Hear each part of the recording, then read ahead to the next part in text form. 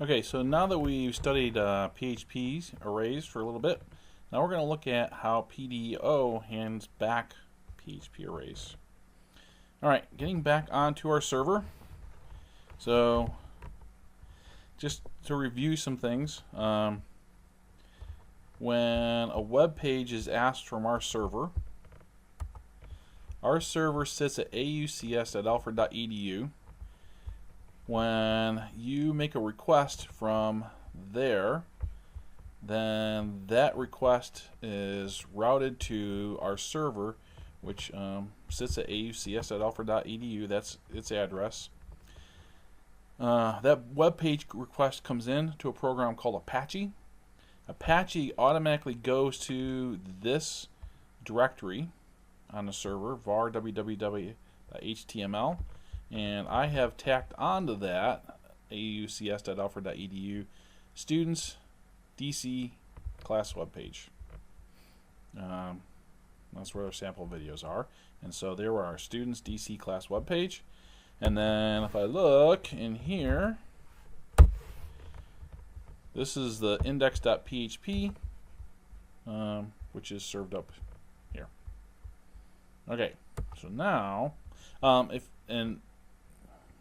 when Apache goes to this directory, so when I ask for this web page, Apache goes to this directory and looks for a file called index. It'll look for index.html first, and then if it doesn't find that, it'll look for index.php. Alright, so I want to make a video, and I want to talk about PDO arrays. But let's remember we're also doing some stuff with Git here. So let's see where we're at. We're on branch PHP arrays. That doesn't sound right. We want to be on PDO arrays, I think. So let's see what branches we have available to us. So we have master, PDO arrays, PHP arrays. I want to be on PDO arrays, which is going to change the index.php file. I'm not changing style.css, only index.php. So I want to git check out PDO arrays. Okay, done. So when I do that, if I list the files in this folder, the list hasn't changed, but the context of index.php has changed. So let's go look. And this page prints differently. Okay, so let's go take a look at the contents of that file. Last time I catted it, but I think this time I'm gonna vim it. Alright, so it's an HTML file. You have to put this line at the beginning so that it can be correctly parsed. Then we say we're going to begin the HTML content. We put a header in here that gives Apache some information that it needs to know. What kind of character set you're using, UTF-8 versus ASCII or something else. Tells us about the CSS style sheet, and then gives it a title. This is the body, so this is where the main part of the web page is going to go. You could have HTML in here. This is where my PHP script begins. And now we're going to have to step back a little bit and remember a previous video. So in a previous video, I had showed you how to set up a connection to a database through a configuration file. So I'm including that configuration file so I can connect to the database. Inside that file, my connection was called DBH, and that was this thing that set up the username, the password, the database name, and all that. And I am selecting from department, select star. So this is my SQL statement. And that is going to be sent to the database, and I'm going to get back a PDO array. So if you go back and look at that video where we talked about this configuration file, we used a class inside of PHP called PDO. PDO is what's used to do the database connection, to do it securely.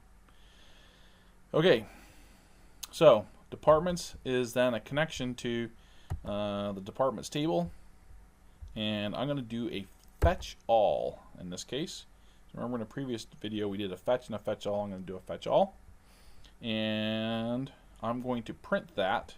So this is going to give back as a result a PHP array. But there's something interesting I want to notice about this when you just do the fetch all. So I'm going to print that, and to print an array, remember it's print r. So if we go and look at that, this is what we get. A rather big array. There's something I want to notice here, and this is the thing that's different about PDO. So we get, it's actually a double array. So we have an array that's indexed by integers 0, 1.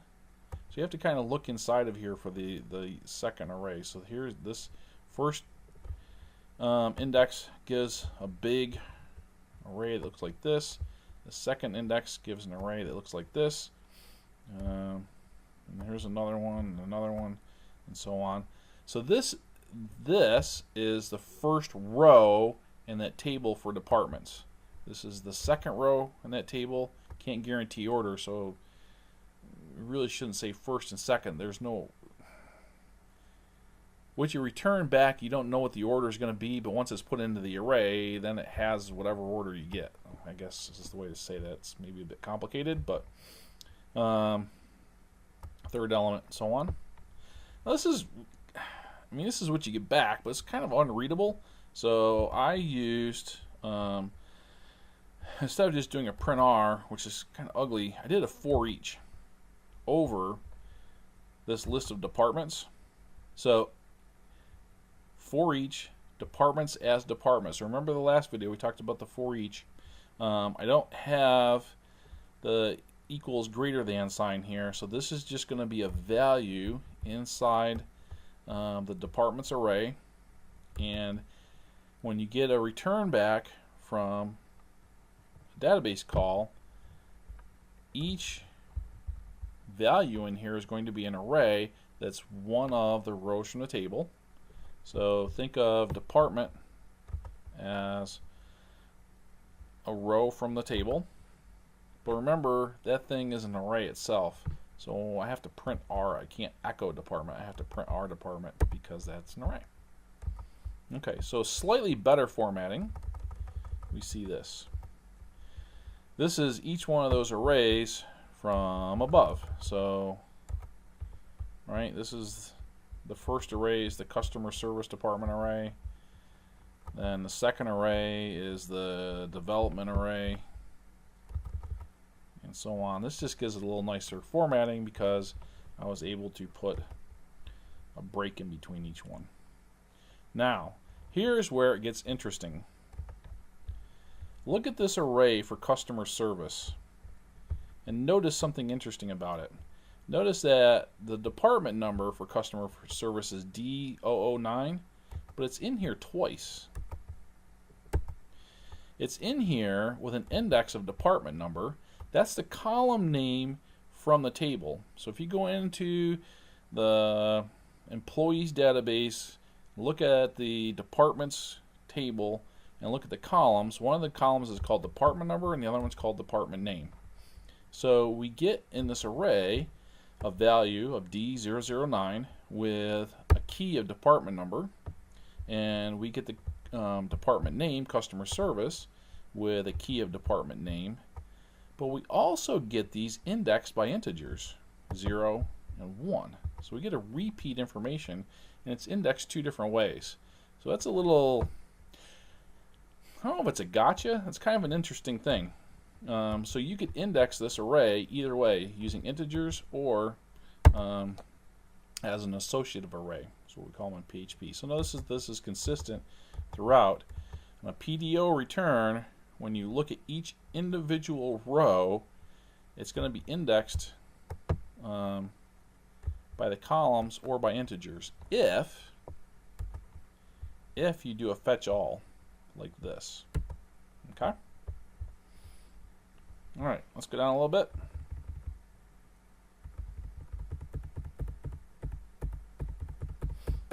Inside of here, I've done a little bit nicer printing just to demonstrate how you can handle a two-dimensional array. So remember that the return from a PDO is automatically going to be a two-dimensional array. You have the outer array is row by row, and then inside of each row is the columns for the table. So I did a for each over the departments and got department. Each department is an array itself, and then for the department I broke down the column name and value, and I'm able to print this in a nicer way where I can print out the column name and the value, and then there's only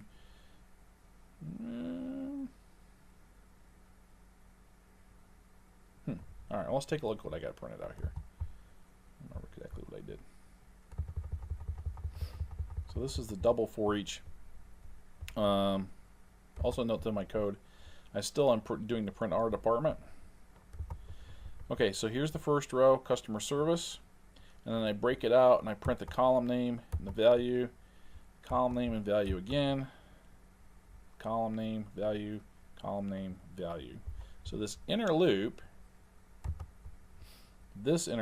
for each over the department, which again is one row from the table, this for each is looping over this array, and I'm just printing out again the key and the value, key, value, so on. Okay, so I don't know if it's any prettier printing it vertically like this. By the way, this idea right here is not going to work. You can't just print a blank in HTML. I don't know what I was thinking. That's just bad form. Yeah, no. Okay, there is a way to print a blank. At what? Oh, yes. So, for Pete's sakes, you know what? Never mind. We'll just handle that later. Maybe not. Okay. All right. You know what? I'm going to show you how to print a blank. It's at. No, I'm not. Come on. I hate you. There. Now I'm in insert mode. Aching brain. At NBSP. That is an HTML blank. Don't ask.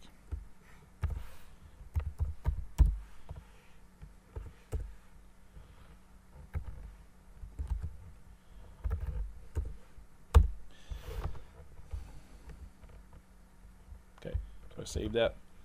Let's refresh. And you'll see that this is now spaced over and there's a space in between these. So I have to remember that when you do an echo, you're actually echoing HTML, and this is how you get a space in HTML, not just a space. All right, getting sidetracked from where we need to be. Okay, the point of this whole video, so there was, there's lots of things we're talking about, but the point I really wanted to get at, be careful when you're doing PDO fetches and fetch alls, because you do get, if you're not careful, this double array, which can lead to kind of interesting results if you're not careful how your for loops are run. But if you are careful, gads, where is this thing? Is this the one I want? Yes. Okay, double for each last. So this set of commands is connecting me to the database again, and I'm fetching more information, but I've added a parameter here to my fetch all. So see the fetch all up here? That's a function call, or a method. Sorry, it's a method inside of an object. Remember, this means this is a class. Departments is a class. This is a method call to the class. I've added a parameter, pdo fetch associative. So I think you might be able to guess what that means. And then I'm just going to loop over the array again. You know what? That kind of hides things a little bit. So I don't know if I like that.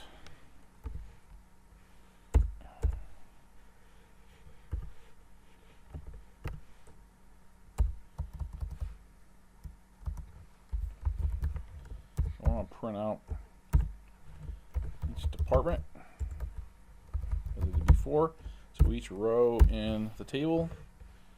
And oops. Let's take a look at what we get. So if you do put that parameter in there, fetch associative, then notice that in these arrays they represent each row, or they're not indexed by integers anymore.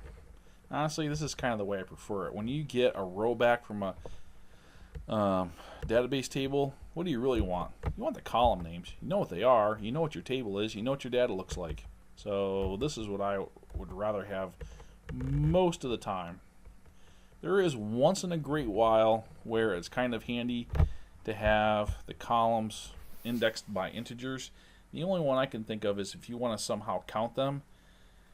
To count them, you'd have to set up a counter variable, and if you're going to do that, you might as well just have them indexed by integers. That's not going to happen that often, but it can be useful once in a while. So the point of this little exercise was you often want this parameter in here, fetch associative, which means each row is going to be just an associative array, and it's not going to have those integer indices. So hopefully that makes sense. I've got an opportunity here, so I'm going to do something. I made some changes to this file, so I'm going to quit out of here, and remember that I'm in a Git repository. So I'm going to check my status again, and Git says, hey, wait a minute, you've got a file that's been modified, and I haven't been keeping track of that, or you haven't committed that. So I know it's been modified, but if you want me to be able to keep track of that, well, that's not the right way. If you want to commit that change, let me say this correctly. If you want to commit that change so that you can come back to this point in time if you ever need to, you need to run a command. So it will keep tracking your changes, but if you ever want to have to backstep, be able to come back to a certain point, you need to do a commit. So I'm going to do a commit here. I'm going to commit this change, git commit. -A means commit all the files. I could just commit this singular file. M means leave a message. Git gets unhappy with you if you don't put a message in, so might as well just do AM. This means that, again, I would committing all the files are listed here. So if I made a change to style.css, maybe change the back color to red or something, I'd have 2 modified files in here. Doing the A commits all of them. And then I'm just going to say updated last for loop to show that the rows are just, or maybe only, associative arrays. So anybody that reads this commit message might stand a chance of understanding the change that was made. Okay, do that commit, and we'll check our status, and now we're up to date. Now,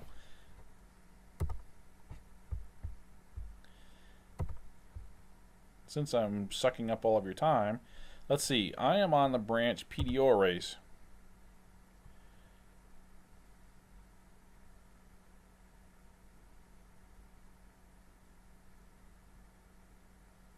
How long am I running here on this video? Eesh. Okay, I'm kind of over time. My apologies. I haven't optimized my server yet, so it's taking its own sweet time about this. Wow, I really need to do some work on that.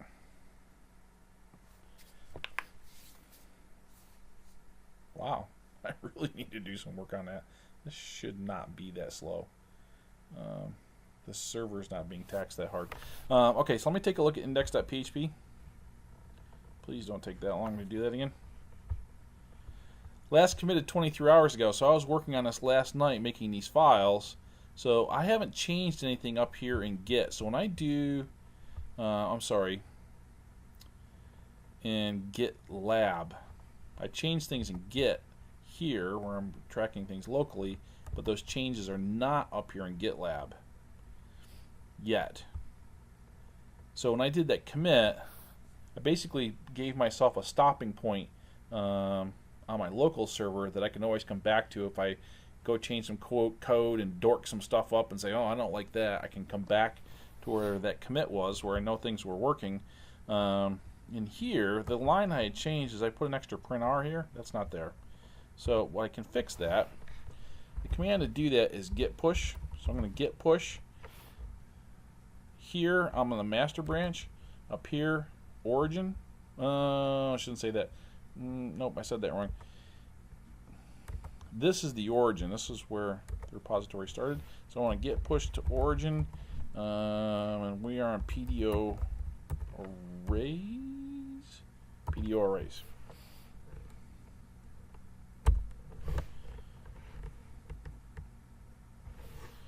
And some dummy put a password on our SSH key. So you got to type that in every time. I wish I hadn't done that. I guess it's technically more secure, but ain't nobody breaking into anything here. Okay, let's go take a look.